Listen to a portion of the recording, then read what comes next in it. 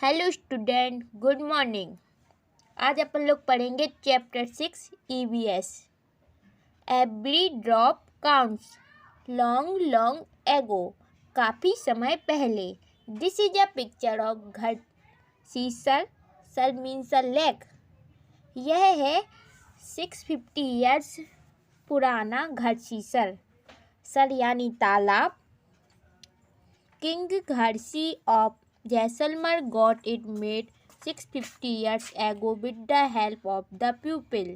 इसे जैसलमेर के राजा घड़सी ने लोगों के साथ मिलकर बनवाया था। All around the lake there are ghats with steps leading to the water, decorated verandas, large halls, rooms and much more। इसके दोनों साइड पक्के घाट, सजे हुए बरामदे, कमरे, बिग हॉल्स और न जाने क्या क्या था। People came here to celebrate festival and for programmes of music and dance. यहाँ लोग मिलते जुलते थे, जलसे होते थे और गाने बजाने का प्रोग्राम भी होता था। Children came to study in the school on the घाट। इसके घाट पर बनाए गए स्कूल में आसपास के बच्चे पढ़ने आते थे। The तालाब belonged to everyone and everyone took care to clean it clean। सभी इस बात का ध्यान रखते थे कि तालाब गंदा ना हो और सफाई में भी हाथ बटाते थे। Rain water collected in this lake spread over many miles। बहुत मीलों तक फैले इस घड़सीसर में बारिश का पानी इकट्ठा होता था। It was made in such a way that when the lake was full। तालाब इस तरह से बनवाया गया था कि जब वह पानी से भर जाता, the extra water flowed into another lake at a lower level। बनाया गया था कि जब वह पानी से भर जाता तब बाकी पानी बहकर नीचे बने हुए तालाब में चला जाता था। When that too filled up, the extra water and flowed into the next lake। This way the next line all 9 lakes filled up। इस तरह से जब वह भी तालाब अच्छे से भर जाता तो पानी तीसरे तालाब में चला जाता। इस तरह 9 तालाब एक दूसरे से आपस में जुड़े थे। This rain bottle could be used throughout the year। पूरे साल पानी की कोई परेशानी नहीं होती थी। Today घड़सीसर is no more in use। पर आज घड़सीसर जैसे उजड़ सा गया है। Many new buildings and colonies have come up in between those 9 lakes। 9 तालाब के रास्ते में मकान और कॉलोनियाँ बन गई हैं। यहाँ इकट्ठा होने वाला पानी अब तालाब की तरफ न जाकर बेकार बह जाता है। चलो अब पेज टर्न करते हैं, page number 52। The eyes of Al Biruni. Al Biruni more than 1000 year ago. 1000 से भी ज़्यादा साल पहले a traveller came to India. एक यात्री भारत यानी इंडिया में आया। His name was Al Biruni. इसका नाम था Al Biruni. The place that he came from is now called Uzbekistan. Al Biruni जिस देश से आया था उस देश का नाम आजकल उज्बेकिस्तान कहते हैं।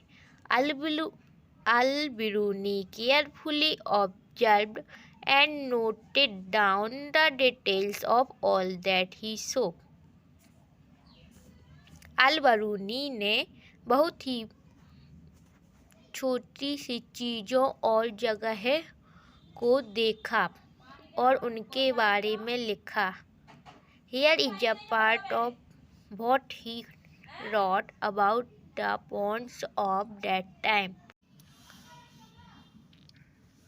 बहुत ही बारीकी से मतलब यानी बहुत ही अच्छे से उन्होंने चीज़ों और जगह को देखा और उनके बारे में लिखा, राइट किया। खास तौर में से वे जो उन्हें अपने देश में अलग लगी उन चीज़ों को काफ़ी अच्छे से लिखा। चलो देखें कि अल बरूनी उस समय के तालाबों के बारे में क्या लिखते थे। The people here are very skilled at making ponds. My countryman would be surprise to see dam. यहाँ के लोग तालाब बनाने में तो एक्सपर्ट हैं, अगर हमारे देश के लोग इन्हें देखेंगे तो हैरान ही रह जाएंगे। They pile up huge rocks and join them with iron rods to build चबूतराज यानी raised platforms all around the lake. बहुत बड़े बड़े भारी पत्थरों को लोहे यानी आयरन के कुंडों और सरिया यानी छड़ से जोड़कर तालाब के चारों तरफ प्लेटफॉर्म यानी चबूतरे बनाए जाते हैं। Between these there are rows of long staircases going up and down. The steps for going up and coming down are separate so there is less crowding. इन प्लेटफॉर्म या चबूतरों के बीच में ऊपर से नीचे जाती हुई सीढ़ियों की लंबी लाइनें होती हैं। लोगों के उतरने चढ़ने के रास्ते अलग अलग होते हैं। यहाँ कभी भीड़ लगने से प्रॉब्लम नहीं होती है। And find out look at the area around your school.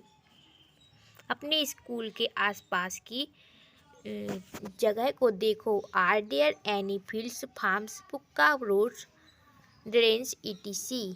यहाँ क्या वहाँ कच्चा मैदान, पक्की सीमेंट से बनी सड़कें, रास्ता, नालियाँ आदि हैं? Is the area sloping, Rocky और फ्लैट? यहाँ का एरिया किस तरह का है? Example, think what will happen here when it rains. Where will the rainwater go? Into the drains, pipes or pits? Is some water also getting soaked into the soil? जैसे ढलान वाला, पथरीला या किसी तरह का।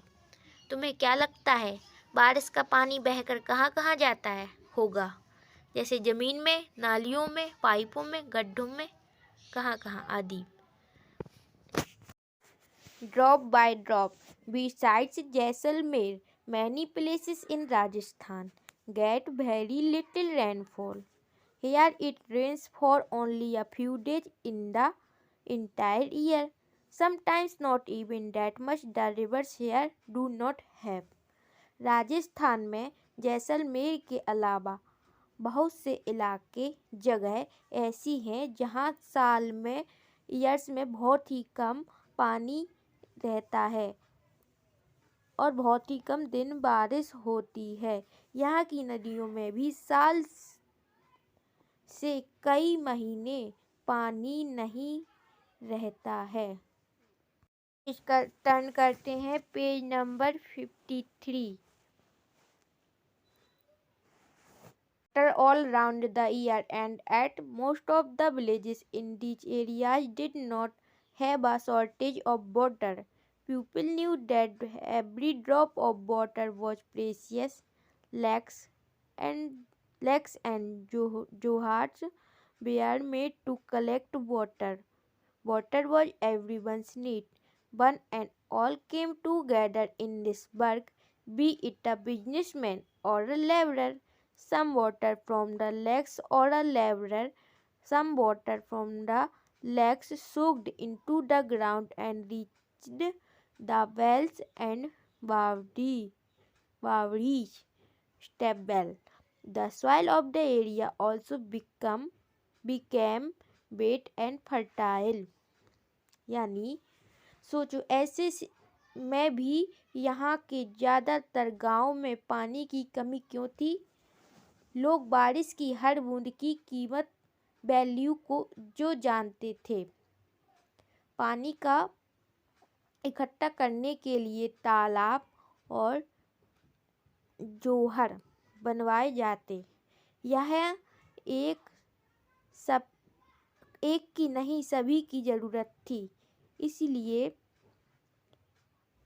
इंतजाम में भी सभी यानी जो भी प्लानिंग है उसमें भी सभी जुड़ते, चाहे वह बिजनेसमैन हो या लेबर हो। तालाब में से कुछ पानी जमीन सोख लेती और इस तरह जमीन से आसपास के कुओं और बावड़ी यानी जो खेत में वो हौदी टाइप की बनी रहती है उसे बावड़ी में भी पानी पहुंच जाता। आसपास की जमीन भी नम और उपजाऊ हो जाती। Had a system to collect the rainwater. Look at the picture on your right. How do you think the rainwater that falls on the roof will reach the underground tank? Draw the path.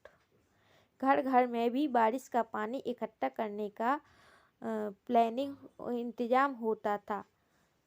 यहाँ side में दिए गए चित्र में निशान लगाओ कि छत पर बरसने वाला पानी जमीन के नीचे बने टैंक में कैसे जाएगा। Have you ever seen a step well? Look at the picture. Can you imagine while looking at the picture that the steps go down several stories deep? तुमने क्या कभी बावड़ी देखी है? इस चित्र को देखकर क्या तुम पता लगा पा रहे हो कि सीढ़ियाँ जमीन के नीचे कई मंजिल तक जा रही हैं।